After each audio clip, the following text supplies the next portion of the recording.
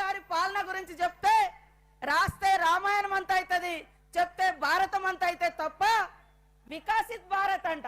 వికసిత్ ఎక్కడుందయో మీరు చేసిన విద్వేషపు కుట్రలతోటి ఈ దేశాన్ని భారతీయ జనతా పార్టీ విద్వేషపు కుట్రలతోటి విధ్వంసాలతోటి భారతదేశాన్ని బందీ చేసిర్రు.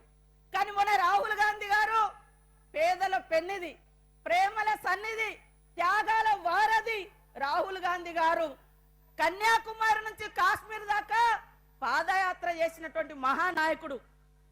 కాబట్టి నేను ఒక్కటే అడుగుతున్నా, ఒక్కటే విజ్ఞప్తి చేస్తున్నా మీకు అందరికి, ఒక్క అవకాశం. ఇక్కడ కూర్చున్న వాళ్ళకి ఎంతో మందికి అవకాశాలు రావడానికి కారణం ఇందిరమ్మ కుటుంబం. మీరు కూడా సర్పంచులుగా, ఎంపీటీసీలుగా, జడ్పీటీసీలుగా అయినరు.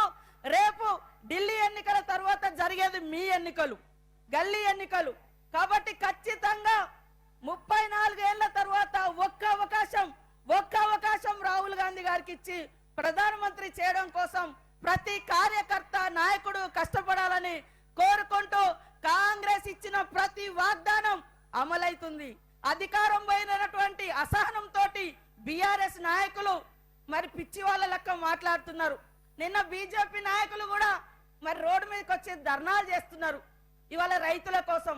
అయ్యా, మీరు కార్పొరేట్ కంపెనీల కోసం, బహుళజాతి కంపెనీల కోసం, రైతాంగ వ్యవసాయాన్ని ముంచడం కోసం నల్ల చట్టాలు తీసుకొస్తుంటే వాటికి వ్యతిరేకంగా పోరాడుతున్నటువంటి రైతుల మీద కాల్పులు చేసింది మీరు.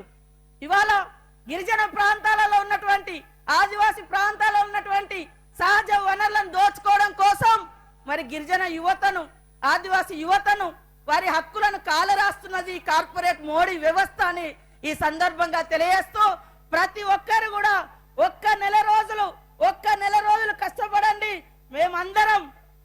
మేమందరం 5 సంవత్సరాలు మిమ్మల్ని అందరినీ కంటికి రెప్పలా కాపాడుకుంటాం, రాష్ట్ర ప్రజల్ని కాపాడుకుందామని ఈ సందర్భంగా తెలియజేస్తూ నాకు ఈ అవకాశం కల్పించిన మీ అందరికీ నమస్కారాలు, ధన్యవాదాలు. జై కాంగ్రెస్, జై కాంగ్రెస్.